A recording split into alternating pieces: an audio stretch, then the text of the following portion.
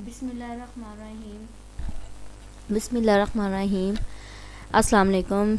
आज मैं अपने फ़र्स्ट वीडियो के में इंग्लिश अल्फ़ाबेट के साथ आपके सामने बात कर रही हूँ। इंग्लिश अल्फ़ाबेट से मैंने क्यों स्टार्ट किया, इसलिए कि हमेशा इंसान छोटे लेवल से बड़े लेवल तक जाता है। हमेशा इंसान अपनी मंजिल को पाने के लिए छोटे लेवल को सिलेक्ट करता है। अगर हम जल्दी में ही सबसे पहले हम कहें कि जी हमने फ़ौरन ही मंजिल को पा लेना, तो ये कोई आसान काम नहीं है।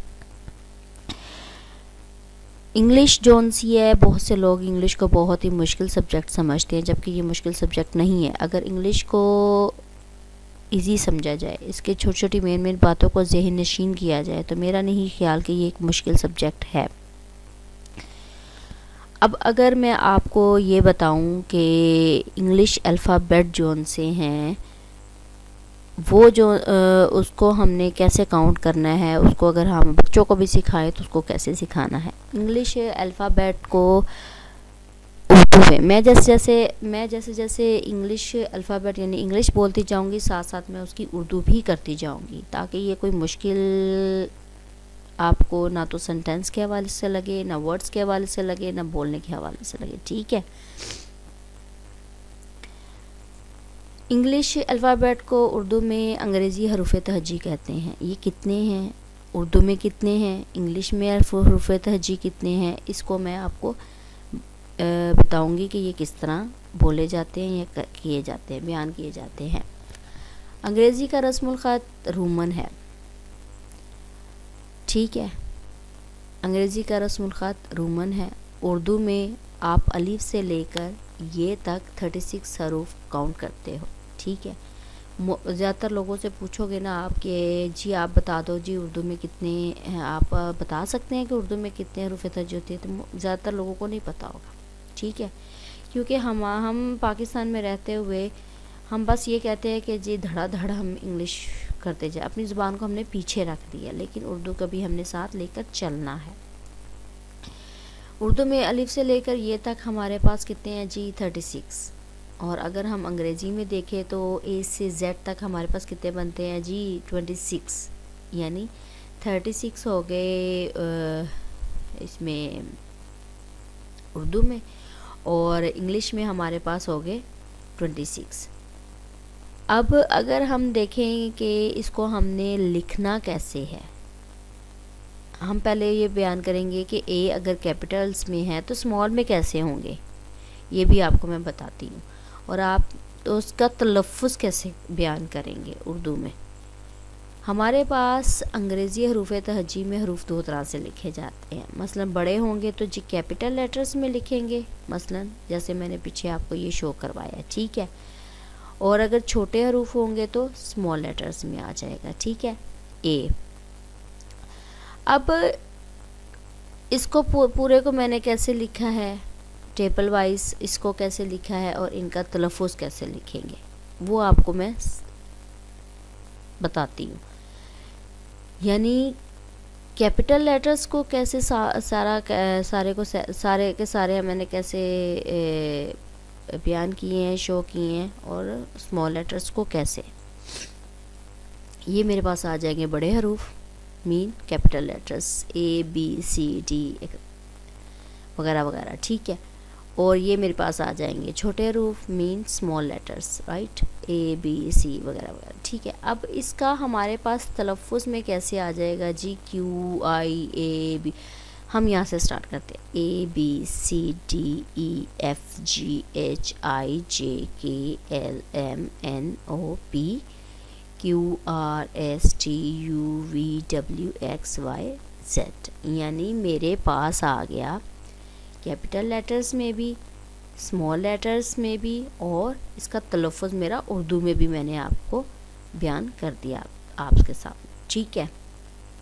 अब मैंने आपसे ये बात करनी है कि आया इन बड़े हरूफ को कॉपीज़ में कैसे बयान किया जाता है, इसकी कैसे इसको लिखा जाता है, स्मॉल लेटर्स को कैसे कॉपी में लिखा जाता है, ये बच्चों को सिखाना बहुत ज़्यादा ज़रूरी होता है स्टार्ट लेवल पे।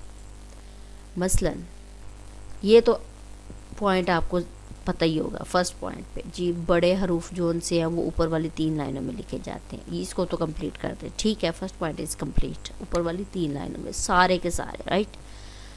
रही बात छोटे लेटर्स की, स्मॉल लेटर्स की, सेकंड ऑप्शन हमारे पास है, सेकंड पॉइंट हमारे पास है, 4 लाइनों में लिखे जाने वाले छोटे हरूफ हमारे पास कितने हैं? 2, एक आ गया P और एक आ गया F, ठीक है। अब second point is complete, right. अब थर्ड पे मेरे पास आ जाएगा जी, नीचे की 3 लाइनों में लिखे जाने वाले हरूफ मेरे पास कितने आ जाएंगे? 5, G, J, Q, Y और Z, ठीक है। Third point is complete. Fourth पे मेरे पास आ जाएगा जी, ऊपर की 3 लाइनों में लिखे जाने वाले मेरे पास छोटे हरूफ कौन से होंगे? 6, कितने होंगे जी? 6, B, D, H, K, L and T, ठीक है। Fourth point is complete. Fifth पे मेरे पास आ जाएगा जी, दरमियान की 2 लाइनों में लिखे जाने वाले हरूफ कितने हैं जी? 13, ठीक है। A, C, E, I, M, N, O, R, S, U, V, W and X, यानी मेरे पास ये, अगर मेरे पास ये जो 5 पॉइंट हैं ये मुझे इजी तौर पे आते होंगे तो मैं बच्चों को भी आसानी से समझा सकूँगी। मसलन बच्चों को बता सकूँगी जी, बताए बड़े हरूफ जो उनसे हैं ऊपर वाली 3 लाइनों में लिखे जाते हैं, और बच्चे आराम से मुझे बताते हैं कि जी जो कैपिटल लेटर्स हैं वो इन लाइनों में लिखे जाते हैं, स्मॉल लेटर्स को इन लाइनों में लिखा जाते हैं, इन लाइनों में लिखे जाते हैं, और जी नीचे की 3 लाइनों में इतने हरूफ आते हैं, ऊपर की 3 लाइनों में इतने हैं, दरमियान की 2 लाइनों में इतने, ठीक है। आप एक काम कीजिएगा, जिसको ज़्यादा ही इंग्लिश आती है आप उनसे ये सिर्फ ये 5 पॉइंट्स पूछिएगा। फर्स्ट पे तो वो इजीली बता देगा, लेकिन ये 4 लास्ट के जो 4 पॉइंट्स हैं ना वो आप पूछना, ठीक है, क्योंकि ये मोस्टली लोग नहीं जानते। मैं आपको बार बार बता रही हूँ, क्योंकि बच्चों को इन चीज़ों को सिखाना बहुत ज़्यादा ज़रूरी होता है। अगर आपको ये मेरा फर्स्ट लेसन अच्छा लगा है, अगर आपको ये फर्स्ट लेसन यानी इम्प्रेस किया है, सेकंड वीडियो में आपको मैं बताऊंगी कि किस तरह हमने इनकी साउंड्स लेनी, राइट। तो सब्सक्राइब करना ना भूलिएगा। मैं अगली नेक्स्ट वीडियो बहुत अच्छी वीडियोस लाऊंगी, लेकिन थोड़ी थोड़ी, इंसान हमेशा थोड़े थोड़े से बड़े को हासिल करता है।